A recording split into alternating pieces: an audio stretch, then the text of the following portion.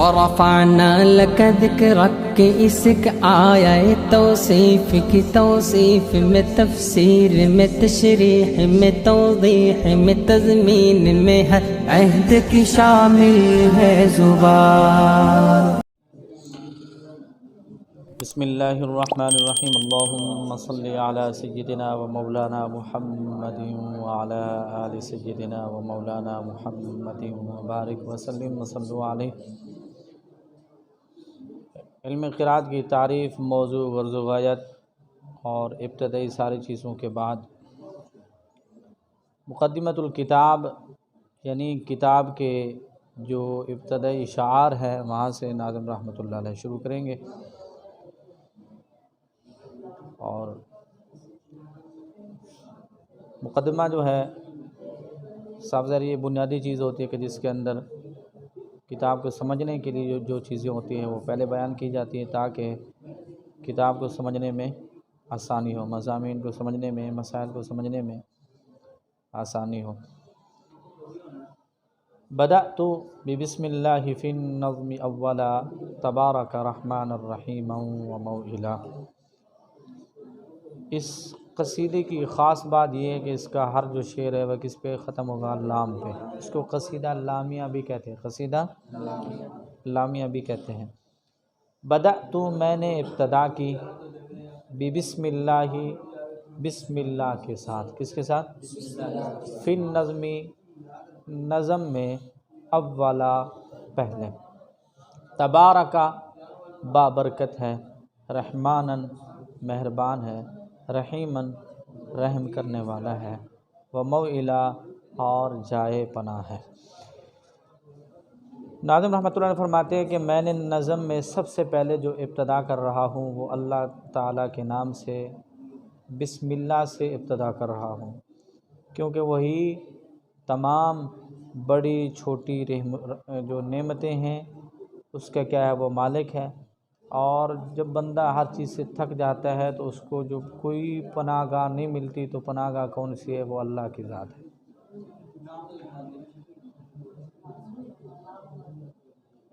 وَثَنَّيْتُ صلی اللہ ربی علی الرضا محمدا المہدی الی الناس مرسلا۔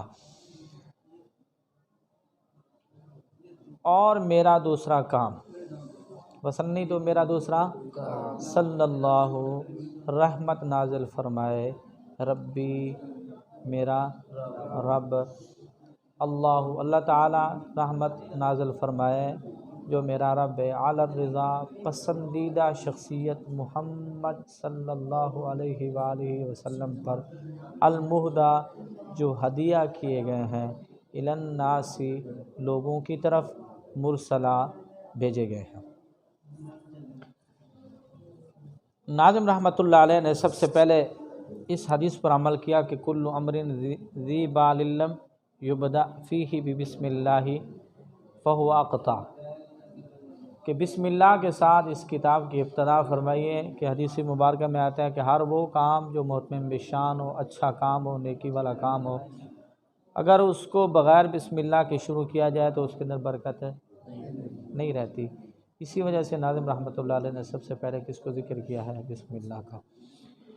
اور اس کے بعد اللہ کریم کی جو صفات ہیں رحمان اور رحیم، اس کو ذکر فرمایا کہ وہی رحم مہربان ہے اور وہی رحم کرنے والے۔ ایک صفت جو دنیا میں ہے کہ وہ اللہ مہربان ہے، وہ ہر کسی پہ مہربان ہے، وہ کافر ہے، مسلمان ہے، وہ نماز پڑھتا ہے نہیں پڑھتا، اس کی بات مانتا ہے نہیں مانتا، اللہ اس کی روزی بند نہیں کرتا، روٹی بند نہیں کرتا، اس کا جینا بند نہیں کرتا، اس کا سانس بند نہیں کرتا، وہ بالکل سکون کے ساتھ ہے، اس کو کوئی تکلیف اس میں۔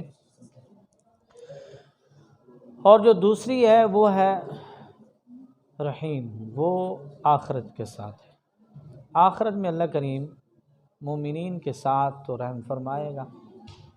اس دنیا میں اللہ کریم نے انسان کے اوپر اتنی مہربانی فرمائی ہے کہ اللہ فرماتا ہے کہ میری جو رحمتیں ہیں، جو مہربانی ہیں، جو پیار ہے، اس کے 100 درجے ہیں، 100 حصے۔ کتنے ہیں؟ 100۔ ایک حصہ اللہ نے دنیا میں بھیجا ہے، اور جو دنیا کے اندر سارے ایک دوسرے کے ساتھ محبت کرتے ہیں، بھائی بھائی سے، ماں بیٹی سے، باپ بیٹے سے، بیٹا باپ سے، اسی 1% کا ہے، اور اسی کا ایک یہ نتیجہ ہے کہ سردی کی رات میں ماں گیلے بستر پہ سوتی ہے اور بیٹا خشک پہ، ساری ساری رات ماں بیٹے کو اٹھا کے بیٹھی رہتی ہے، جاگتے رہتے ہیں، پیار کرتے ہیں۔ اسی کا نتیجہ ہے کہ ایک چڑیا منہ میں کیڑا لے کے کئی میل تک اڑتی ہے اور پھر جا کے اپنے بچے کو وہ کیڑا کھلاتی ہے، کوئی دانہ لے جاتی ہے، کوئی ٹکڑا لے جاتی ہے، کوئی چیز سفر کرتی ہے۔ مچھلیاں ہیں، چرندے پرندے، ایک دوسرے کے ساتھ جو اخوت ہے، محبت ہے، یہ اسی 1% کا نتیجہ ہے۔ اور قیامت کے دن اللہ کریم جو اپنی رحمتیں، جو شفقتیں، مہربانی ہیں، جو پیار ہے، 100% ہیں، 100 کا اظہار کرے گا، سب کا اظہار کرے گا، تو پھر اس وقت کیا صورتحال ہوگی۔ دوسرا کام آگے فرماتے ہیں کہ دوسرے شعر میں وسن نہیں تو صلی اللہ علیہ ربی علی الرضا محمد المہدی الی الناس مرسلا، کہ میرا دوسرا کام جو ہے، دوسرا کلام یہ ہے، دوسرا کام یہ ہے کہ جب اللہ کی تعریف ہوگی، بسم اللہ سے ابتدا ہو گئی، اس کے بعد دوسرا یہ ہے کہ درود و سلام ہو آقا کریم صلی اللہ علیہ وآلہ وسلم پر۔ اور جو آگے فرمایا کہ مہدا، یہ حضور ہدیہ بنا کر کے بھیجے گئے ہیں۔ کیا بنا کر کے؟ یہ حدیث مبارکہ کی طرف اشارہ ہے کہ انما انا رحمت مہدا، کہ میرا وجود ایسی رحمت ہے جو لوگوں کو اللہ کریم نے تحفے میں دی ہے، جو لوگوں کو اللہ کریم نے کیا دی ہے۔ اور مرسلہ جو ہے یہ آیت مبارکہ وما ارسلناک الا رحمت للعالمین کی طرف کیا ہے یہ اشارہ ہے۔ تو واقعی حضور نبی کریم صلی اللہ علیہ وسلم کی جو ذات مبارکہ ہے یہ ایسے ہی ہے کہ اللہ کریم نے یہ ہمیں تحفہ عطا فرمایا ہے۔ وعطرتہ ثم الصحابۃ ثم من تلاہم علی الاحسان بالخیر والبلاء۔ وعطرتہ، عطرت کہتے ہیں خاندان کو، اولاد کو، گھر والوں کو، اور آپ کا خاندان ان کے اوپر کیا ہو جی وہی بات پسند نہیں تو صلی اللہ، یعنی کیا ہو جی اللہ کریم ان کے اوپر کیا کرے، رحمتوں کا نزول فرمائے۔ وعطرتہ، اور آپ کی آل پر، آپ کے گھر والوں پر، ثم پھر صحابت، صحابہ کرام پر، ثم پھر من وہ تلاہم ان کے تباہ کی، علی الاحسان اخلاص کے ساتھ، بالخیری خیر کے ساتھ، وہ بلا موصلہ دار بارش بن کر۔ اس شعر میں ناظم رحمۃ اللہ نے فرماتے ہیں کہ اللہ کریم رحمت کامل نازل فرمائے حضور نبی کریم صلی اللہ علیہ وسلم کی آل پر، آپ کی آل پر۔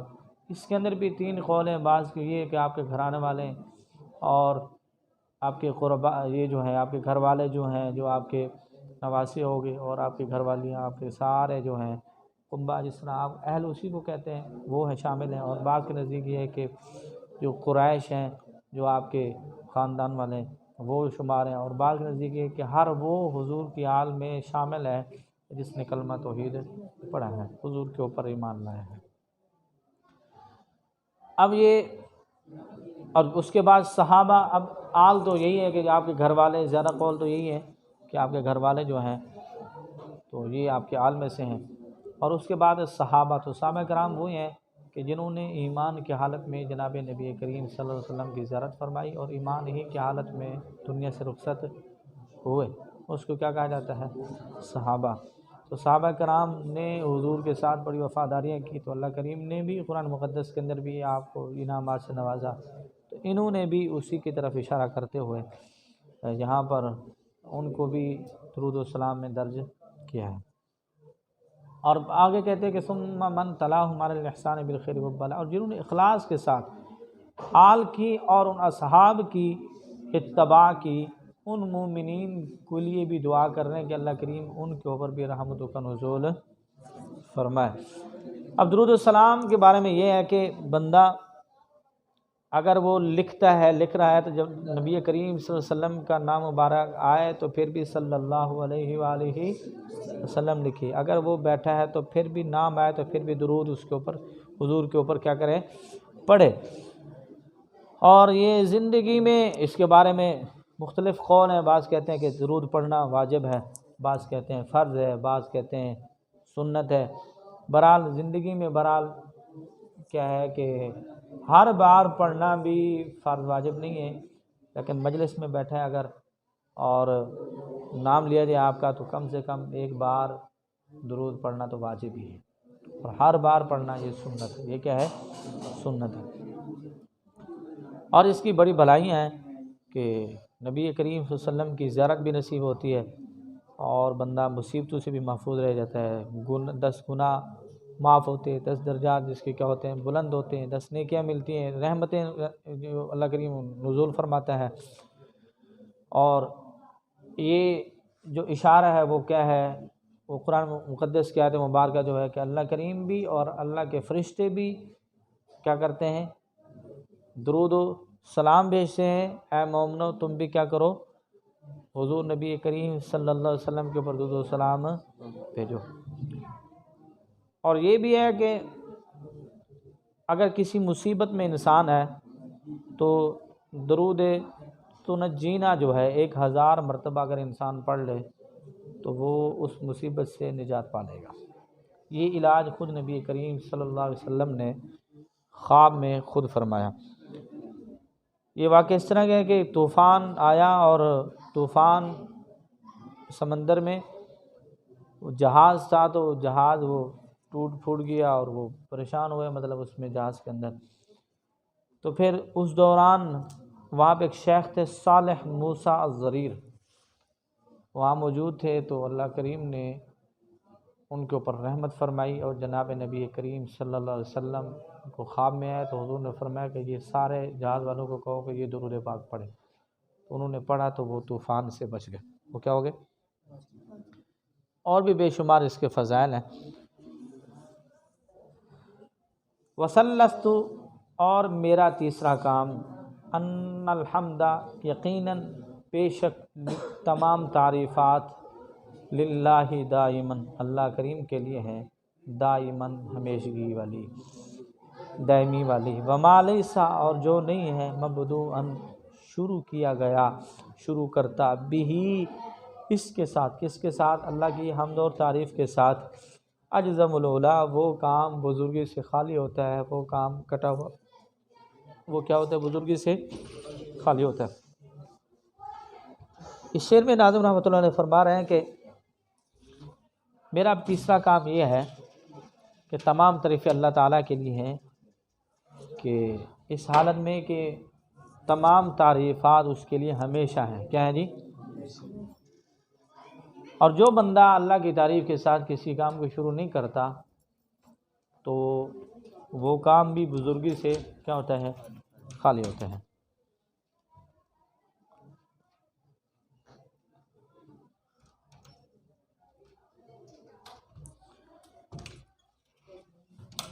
کہ صاف ظاہر ہے اللہ کریم نے ہمیں پیدا فرمایا ہے اور ہم اللہ کے بندے ہیں، تو انسان کا یہ تو حق بندے کہ اس کی کیا کرے؟ تعریف کرے، اس کی عبادت کرے۔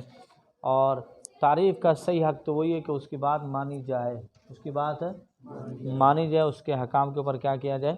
عمل کیا جائے، زبان سے بھی اور فعل سے بھی، یعنی قول فعل دونوں کیا ہوں؟ برابر ہو۔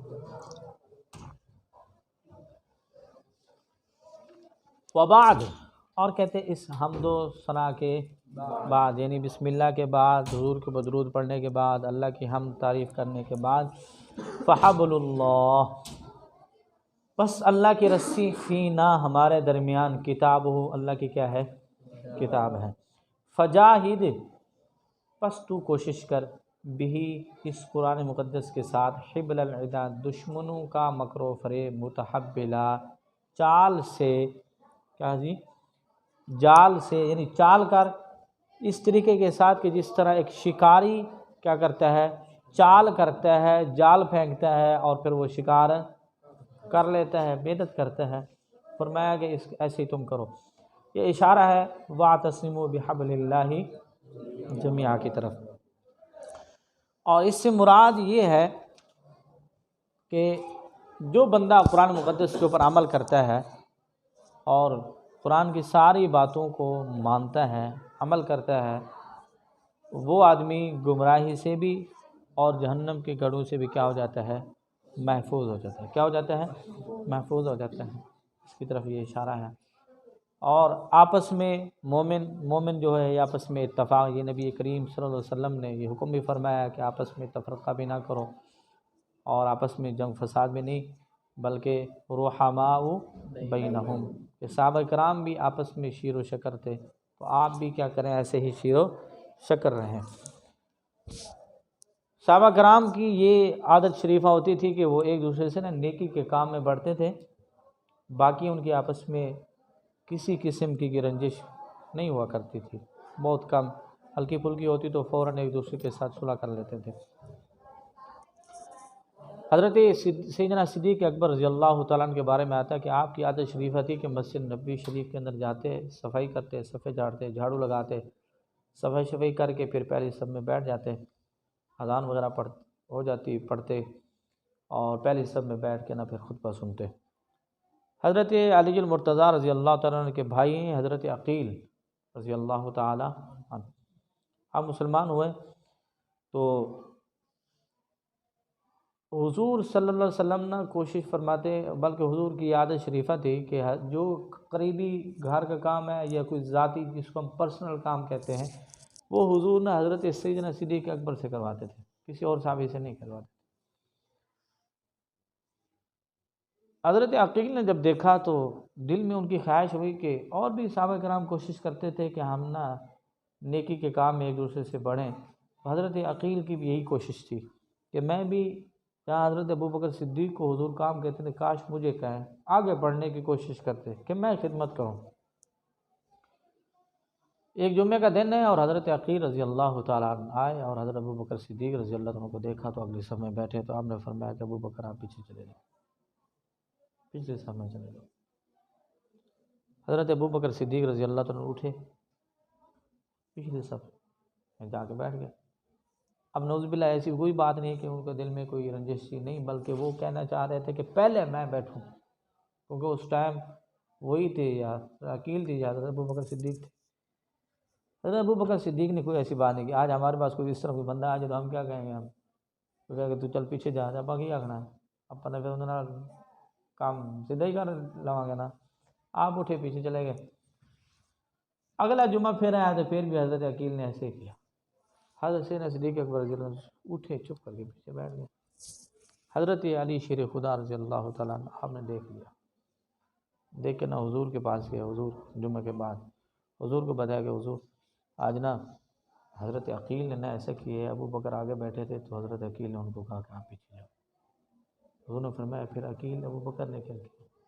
یا رسول اللہ صلی اللہ علیہ وسلم، ابو بکر خاموش ہو کے آپ چلے گئے، آپ پیچھے بیٹھ گئے۔ انہوں نے فرمایا اچھا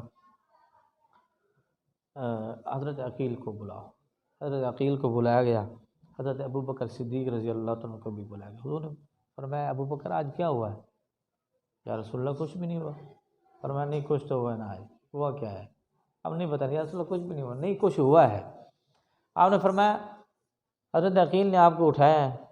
جی یا رسول اللہ اٹھایا ہے، لیکن وہ شہزادے ہیں، وہ سادات ہیں، حضور آپ کی آل میں سے ہیں اور آپ کا خاندان ہے، حضور میں تو آپ کا غلام ہوں، آپ کا تو خادم ہوں، میں تو خدمت گزار ہوں۔ یا رسول اللہ وہ شہزادے اگر کوئی بات کی دی کہہ بھی دی تو میں نے کوئی برا تو نہیں سمجھا، میں تو آپ کا خادم ہوں، خدمت کرنے کے لیے یا رسول اللہ کلمہ پڑھنے سے اب تک خدمت ہی کر رہا ہوں، میں نے کوئی شکایت بھی نہیں کی۔ یا رسول اللہ آپ کیسی بات کر رہے ہیں، کوئی بات ہی نہیں ہے۔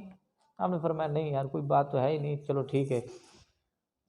آپ نے حضرت عقیل کو ڈانٹا نہیں، لیکن پیار سے سمجھا رہے ہیں، طریقہ ہے۔ آپ نے فرمایا عقیل پتہ ہے نا یہ ابو بکر کون ہے جس کو آپ نے پہلی صف سے اٹھا کے پیچھے بھیجا؟ یہ کون ہے ابو بکر؟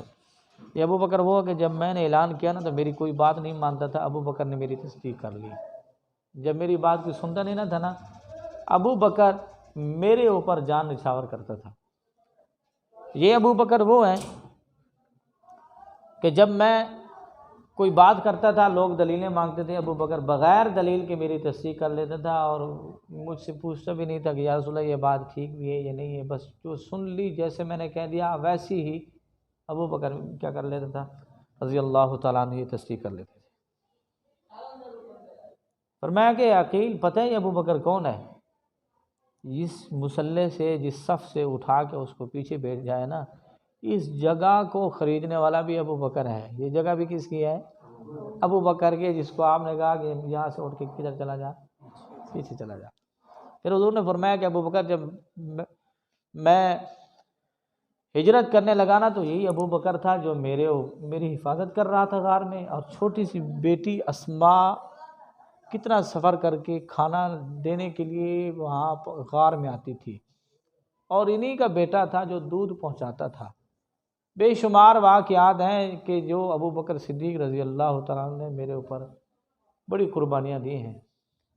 اور پھر فرمایا کہ عقیل پتہ ہے میرے پاس لوگ امانتیں رکھ جاتے ہیں، پیسے ہوتے ہیں، میں کسی کے پیسوں کو استعمال نہیں کرتا کیونکہ مجھے پتہ ہوتا ہے یہ کسی کے پیسے ہیں، لیکن جب صدیق کے پیسے میرے پاس ہوتے ہیں نا تو میں پھر یہ نہیں سوچتا کہ یہ صدیق کے ہیں یا میرے ہیں، میں ان کو استعمال ہی کرتا رہتا ہوں۔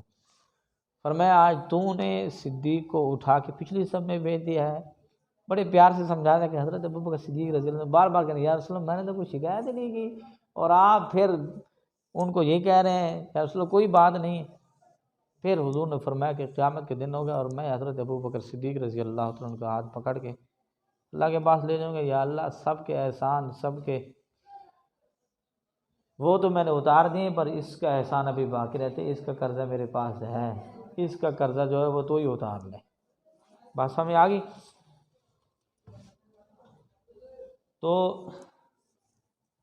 وہ صحابہ کرام رضی اللہ تعالی عنہ جو ہے، اور انہی کا راستہ انہوں نے بھی ایسا کیا کہ رحماء بینہم، یہ انہی کے بارے میں قرآن مقدس کے اندر یہ آیت مبارکہ بھی ہے، جس نے فرمایا وبعد فحبل اللہ فینا کتابہ فجاہد بہ حبل العدا متحبنا، کہ آپس میں پھر اتفاق بھی کرو، اس کا یہ اسی کی طرف اشارہ کر رہے ہیں بھی، اور قرآن مقدس کی باتوں کے اوپر بھی کیا کرو، عمل کرو۔ وَأَخْلِقْ بِهِ إِذْ لَيْسَ يَخْلُقُ جِدَّةً جَدِيدًا مُوَالِيهِ عَلَى الْجِدِّ مُقْبِلًا۔ وَأَخْلِقْ، اور کہتے ہیں کہ کس قدر لائق تحسین ہے یہ قرآن مقدس کا کام، قرآن کو پڑھنا، قرآن کی باتیں کرنا، قرآن کے اوپر عمل کرنا، تعلیم و تعلم۔ فرمایا کہ اِذْ لیسا، اِذ کیونکہ لیسا نہیں ہے، یخلق یہ پرانا ہوتا، یہ قرآن پرانا ہی نہیں ہوتا، جدتاً اس کی تازگی ہمیشہ رہتی ہے، جدیداً کہتے شرف والا ہے، موالی اس کے خدما باعزت رہتے ہیں، علی الجدی کوشش پر وہ کوشش، متوجہ مقبلہ متوجہ ہونے والا۔ فرماتے ہیں کہ یہ جو قرآن کا کام ہے نا یہ بہت عمدہ ہے۔ یہ کیا ہے؟ قرآن کو پڑھنا، قرآن کو پڑھانا، قرآن کی تعلیم دینا، تعلیم حاصل کرنا، یہ کیا ہے؟ بہت ہی عمدہ کام ہے۔ اور یہ قرآن کا یہ صرف اس قرآن کی یہ اعجاز ہے کہ اپنی جدیدیت میں اس کی کمی نہیں آتی بلکہ یہ بڑھتا رہتا ہے۔ اب سورۃ الفاتحہ، ایک بابا اس کی عمر 100 سال ہے، اس نے اب دیکھو کم سے کم اور بھی نہیں تو 6-7 سال کی عمر میں تو اس نے سورۃ الفاتحہ کیا کی ہوگی؟ یاد کی ہوگی۔ اب وہ 100 سال پڑھتا رہ تھکتا ہے۔ اب نمازوں میں دیکھو، ہم نماز کی ہر رکعت میں سورۃ الفاتحہ پڑھتے ہیں، تھکتے ہیں۔ اب تراویح میں دیکھو امام صاحب کیا کرتے ہیں جناب، ہر رکعت میں کیا کرنا ہے جی؟ بسم اللہ کے بعد جناب وہ کیا پڑھنا ہے جی؟ سورۃ الفاتحہ پڑھنا ہے، تھکتا ہے۔ قرآن کا قاری جناب کوئی تلاوت کرے سورۃ الفاتحہ پڑھے، آپ کہیں گے نہیں یار انہیں کل بھی یہی تلاوت کی تھی، یہ تو کل بھی پڑھی سی۔ بندہ کہتا ہے نہیں یار یہ میں نہ سنوں، کوئی اور بات ہو نا، کوئی واقعہ ہو، کوئی بندہ بیان کرے، بندہ کہ نہیں ہر والی یہی پڑھتا ہے، ہر والی یہی سناتا ہے، ٹھیک ہے۔ لیکن جب قرآن کی بات آتی ہے تو یہ اور رموز اور اس کے ہیرے بکھیرتا رہتا ہے۔ فرمایا کہ اس کے جو خدمت کرنے والے ہیں، پڑھنے پڑھانے والے ہیں نا، اس کے خدماء ہیں نا، وہ بڑی عزت والے ہیں، بڑی عزت والے ہیں۔ مثال کے طور پہ جیسے آپ جہاں پہ جائیں، بس اسٹاپ پہ کھڑے ہوں، ٹوپی پائیے تو بس کیا کھڑے مولوی صاحب، قاری صاحب، حافظ صاحب، یہی کہے گا نا، یہی کہے گا نا جی، عزت کرے گا نا۔ اور اگر کوئی بندہ ویسے جو کیا کرنا، چل چل اتنے چھاتے چل دی، دوڑا دوڑا دوڑا چل چھاتے چل دی، اور آپ کو کیا کہ حضرت صاحب، حافظ صاحب، قاری صاحب کچھ اور کہے نہ کہے تو وہ کیا کہے گا؟ اتنا تو کہے گا ہی نا۔ ایک بندے کو میں نے داڑھی رکھوائی تو اس نے مجھے کہا، کہتا ہے جی اور تو کوئی بات نہیں، اب ہر بندہ سنوں مولوی کہتے، ٹھیک ہے۔ پہلے انہیں پوچھا نا کیوں ایسا، کہنا جی ہوں آپ داڑھی تو رکھ ہی لیا ہوں، ہر بندہ جہاں لگ نا وہ سنوں مولوی صاحب کہتے۔ میں کہ ویکھ لے، بغیر پڑھے تو مولوی بن گیا، لوگ 8 سال پڑھتے ہیں، تو بغیر پڑھے جناب تو مولوی بن گیا، اس تو بڑا تین اور کی چاہیے جی۔ بات سمجھ آ گئی جی۔ وقارئہ المرضی قر مثالہ کالاترج حالیہ مریحا وموکلا۔ وقاری ہو، اور کہتے ہیں کہ اس کا پڑھنے والا، قرآن کا پڑھنے والا، مرضی پسندیدہ ہے، وہ کیا ہے؟ پسندیدہ۔ قرہ مثال ہو، اس کی ایک مثال بن گئی ہے، قائم مثال ہو گئی ہے، مثال بن گئی ہے، کل اترجی، اس طریقے کے ساتھ کہ جیسے ترنج بین کا پھل ہے، ترنج بین کا حال ہی کہتے ہیں، اس کی پھر دو حالتیں ہوتی ہیں، مریحن، خوشبودار بھی ہے، وہ منہ کھلا، اور غذا بھی بننے والا ہے، بھوک بھی مٹانے والا ہے۔ فرمایا کہ قاری جو ہے نا، صاحب دیر قرآن کو پڑھنے والا ہے، کتنے لوگ بہر ہیں، سارے کام کر رہے ہیں، لیکن جو قرآن پڑھ رہا ہے تو اللہ نے اس کو پسند کیا ہے، چون کے ادھر لے آیا نا، کیسے ہی آ گیا؟ نہیں، بلکہ کیا کہ اللہ نے ان کو منتخب کیا ہے کہ وہاں سے اٹھا کے مسجد میں لے آیا کہ تو کیا کر، یہ دین کا کام کر، یہ قرآن پڑھ۔ روایات میں آتا ہے کہ حضور کی یہ حدیث ہے نا، خیرکم من تعلم القرآن وعلمہ، کہ تم میں سے بہتر وہ ہے جو قرآن کی تعلیم حاصل کرتا ہے اور دوسروں کو قرآن کی تعلیم دیتا ہے۔ یعنی استاد اور شاگرد کو حضور نے کیا کیا ہے؟ پسند فرمایا، یہی ہے نا۔ اب اس کے بارے میں علماء کا یہ قول ہے کہ اگر قرآن مجید کے فضائل میں نا کسی قاری کے لیے اور کوئی حدیث نہ آتی نا، صرف یہ حدیث آ جاتی تو یہ بھی بڑی تھی، کیونکہ حضور نے جو پسند فرما لیا ہے، حضور نے جو فرما دیا ہے کہ یہ بہت کیا ہے جی، یہ بہت اچھے ہیں، یہ بہت نیک ہیں، اور یہ پسند ہے مجھے کہ جو قرآن پڑھتے ہیں اور پھر دوسروں کو کیا کرتے ہیں؟ پڑھاتے بھی ہیں۔ اور فرمایا کہ اس کی مثال ایسی ہے کہ جیسے ترنج بین کا پھل ہوتے، خوشبو بھی دیتا ہے اور بھوک بھی مٹاتا ہے۔ تو صاحب ذرا قاری خود بھی نیکی کماتا ہے، اور ساتھ میں دوسروں کو بھی، اگر وہ تلاوت کر رہا ہے تو اس کو نیکی مل رہا ہے، جب وہ پڑھ رہا ہے تو جو لوگ سنیں گے تو اس کو بھی کیا کریں گے؟ نیکیاں ملیں گی۔ اس وجہ سے اس کی جو تشبیہ دی ہے وہ کس کے ساتھ دی ہے جی؟ ترنج بین کے پھل کے ساتھ، کہ وہ اس کی کیا ہے جی؟ دو حالتیں ہیں، وہ کیا کرتا ہے؟ کھایا بھی جاتا ہے اور اس کی خوشبو بھی ہوتی ہے۔ اب جس گھر میں قرآن مجید پڑھا جائے تو اس میں سے شیطان، جن سب کیا ہو جاتے ہیں؟ یہ بھاگ جاتے ہیں۔ اسی طرح بھی آیا کہ جس گھر میں ترنج بین ہو تو اس گھر میں بھی جن داخل نہیں ہوتے۔ جس طرح قرآن پاک کا ہر حرف منافع اور فوائد سے خالی نہیں ہے، اسی طرح یہ قرآن کے پڑھنے والا بھی ہے، تو اس کی شان بھی اسی طریقے کے ساتھ قرآن کے ساتھ جڑنے کی وجہ سے کیا ہو گئی ہے؟ یہ بڑھ گئی ہے جی۔ ٹھیک ہے جی۔